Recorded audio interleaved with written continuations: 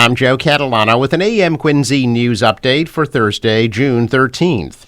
An overnight house fire in Quincy. Flames broke out in the multifamily home at 362 Beale Street in Wollaston at around 2:45 this morning. 3 Quincy police officers who arrived on scene were able to evacuate all the residents safely, including a resident in a wheelchair. Quincy firefighters quickly doused the blaze, and all the residents were allowed to return to the home. Several streets in the area were closed for about 45 minutes during the incident. One police officer suffered minor smoke inhalation but remained on duty, and there were no other injuries. The cause of the fire and the extent of damage are still unclear.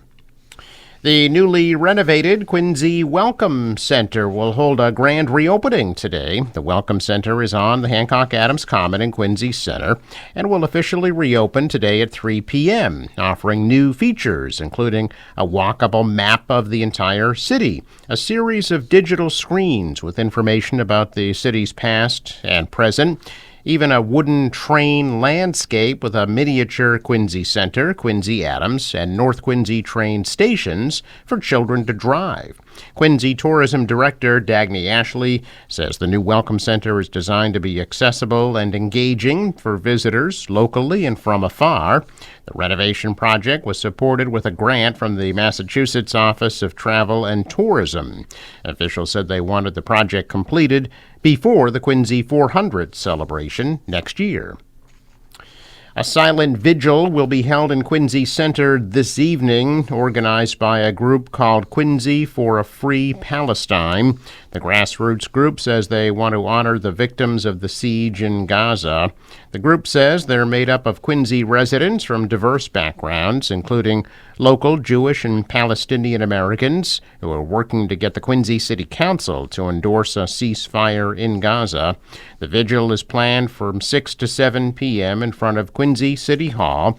Some brief statements are planned along with information about their ceasefire resolution.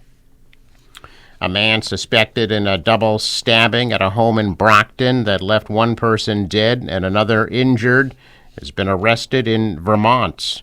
Officers responded to a home at 23 Melrose Avenue at about 7:40 Monday night, learning 2 people had been stabbed. 59-year-old William Hewlett was taken to Good Samaritan Hospital, where he was pronounced dead. The second victim, a 61-year-old man, was treated and released from South Shore Hospital.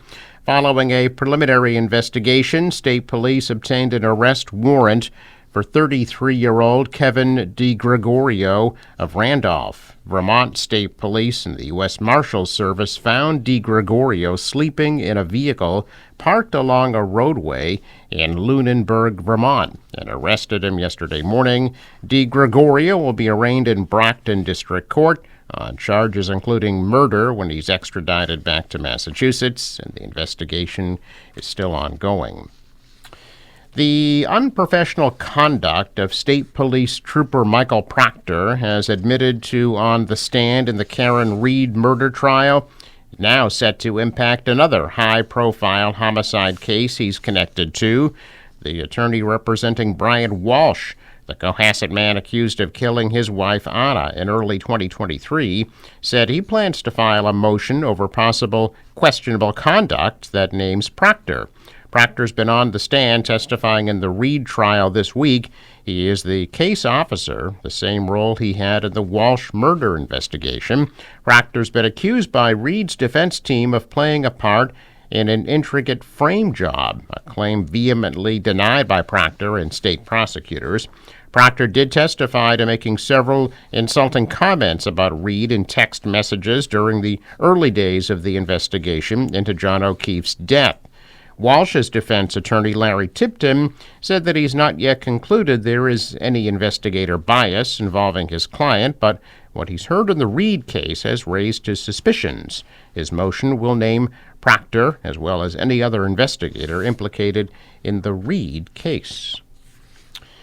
Well, Massachusetts recorded a significant drop in opioid-related overdose deaths last year, forging a potential turning point after the state's fatality count hit a record high in the previous year. State officials say there were 2,125 confirmed and estimated opioid-related overdose deaths last year, or 30.2 per 100,000 residents. It marks a 10% decline compared to 2022, when the epidemic claimed the lives of 2,357 Bay Staters. That's a rate of 33.5 per 100,000. The Public Health Council reviewed the data during its meeting yesterday. Check of business news this morning. Stocks are mixed. The Dow was down 35 points. The Nasdaq shot up 264. The S&P added 45. Asian stocks are higher.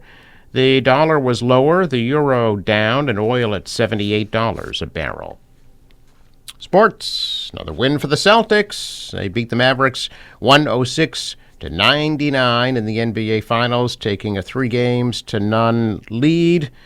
They could wrap it all up tomorrow night, Game 4 in Dallas at 8:30. The Red Sox beat the Phillies 8-6. They're back at it tonight at Fenway at 7:10. Today's forecast from the National Weather Service: mostly sunny, warm and humid, a high of 86 degrees. Tonight, partly cloudy, a low 58. Hazy, hot and humid tomorrow with afternoon thunderstorms, high tomorrow 88. Partly cloudy on Saturday, high of 76. Sunny 76 on Sunday.